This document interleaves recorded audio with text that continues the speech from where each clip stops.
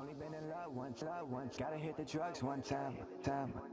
Bet you I could fuck, make her fall in love one time.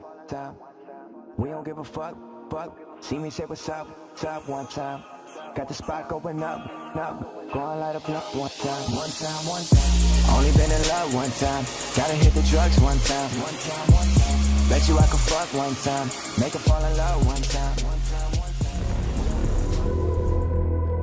It's hard to quantify risk because even little stuff you do during the day, it all has risk involved, and in my life at least I try to put that out of my mind.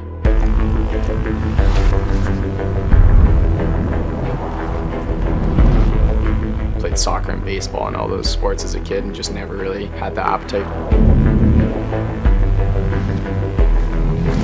I rode my mountain bike for a long time and I thought I was pretty good at it, and I rode up until point in 2010, and I was down in California, first race of the year. Charging on course right now, Nick Geddes from Whistler, BC. Conditions challenging today for the riders. They've dried up quite a bit. I was feeling pretty tired, like I wasn't feeling great. People started telling me that I was looking not very healthy, looking really white.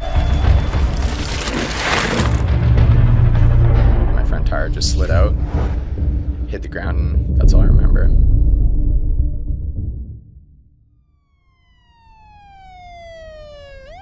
Almost an hour after, my heart rate was still at like 140, which is really high, not where it's supposed to be at. And so they seemed to think it might be internal bleeding.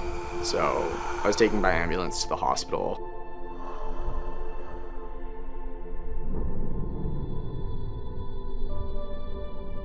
I was in the back of the ambulance and they're kind of facing the back window.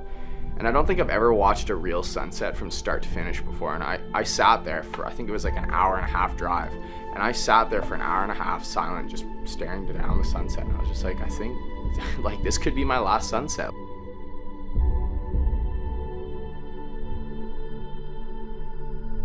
And next thing you know, before even anyone told me, there was nurses running around the hospital putting up signs that was like, do not enter.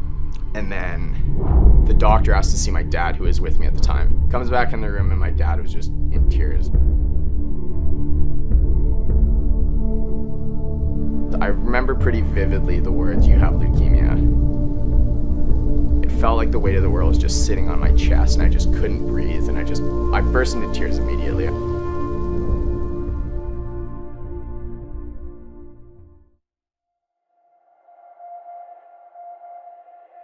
I was still in shock, actually. Feeling that now. They tried to put the leukemia into remission, but it didn't work. And he started his very aggressive chemo and 3 days of twice a day of total body irradiation. And that's when he was really violently ill. The chemo and radiation that they do before a bone marrow transplant is really harsh. Like, it's meant to really take you down so that when the new bone marrow is introduced, your body has the highest chance of accepting it. For the first 2 weeks, I puked about every 20 minutes and I wasn't eating. I've lost my hair, fingernails. I didn't want to do anything other than lie in a dark room and just sit there.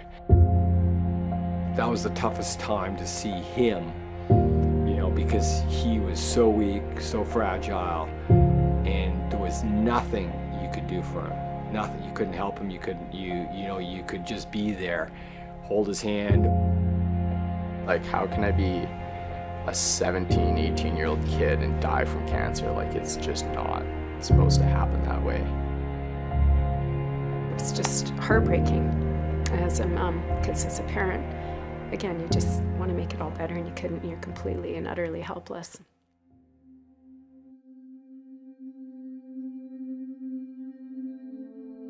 Once the transplant was over, all I could really do was wait.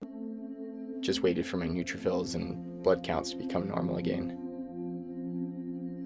We had a new spin bike and even had it in his isolation room. We had it all sterilized and brought in there. It just sat in the corner of my room and I was kind of like, oh, I really want to get on that. One day I was like, okay, I think I'm gonna get on this thing.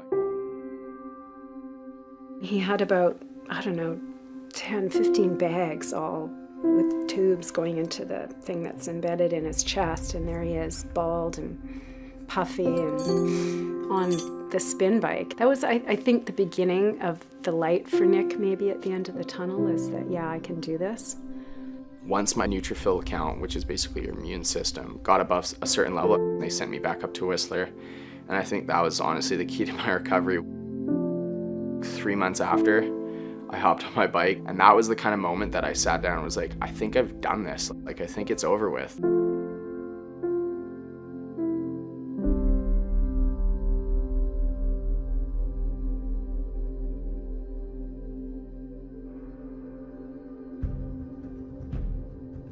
My coach gave me just little exercises to work on, just really easy stuff, and it was building that bit by bit, and each week it got better, and I could go for longer, or I could lift more weight. The steps that I saw myself doing they're pretty big jumps from week to week to week, and I was coming back pretty quickly. I was actually riding the spin bike a little bit more, and being able to go out and ride real bikes.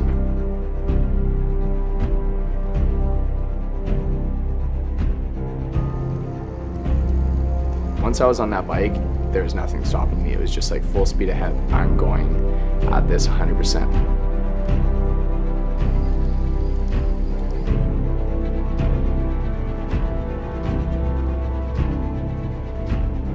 I think every sunset I get to watch is just like the best thing ever.